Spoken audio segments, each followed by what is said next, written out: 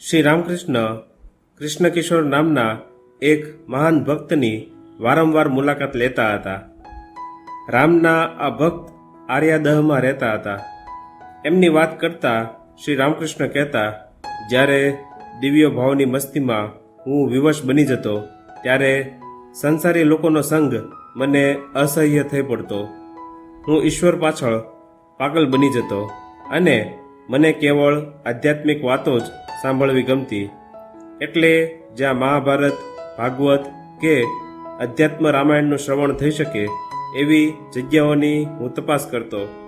કોઈ વાર અધ્યાત્મ રામાયણનું શ્રવણ કરવા માટે હું કૃષ્ણકિશોરને ઘેર જઈ ચડતો. એમનામાં અજબ ઈશ્વર શ્રદ્ધા હતી. એ વૃંદાવન ગયા હતા. એક દિવસ ખૂબ તરસ લાગવાથી એ એક કૂવા પાસે આવ્યા. પાસે જ એક માણસ ઊભો હતો. એમણે એ માણસને કૂવામાંથી પાણી સિંચીને પોતાને પીવરાવવાની વિનંતી કરી.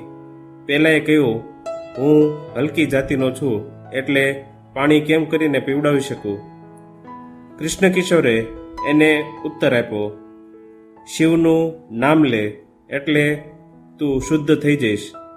પહેલાંએ એમ કર્યું અને કૂવામાંથી પાણી સિંચી આપ્યું. કૃષ્ણકિશોરે કશી આનાકાની કર્યા વગર એ પાણી પી લીધું.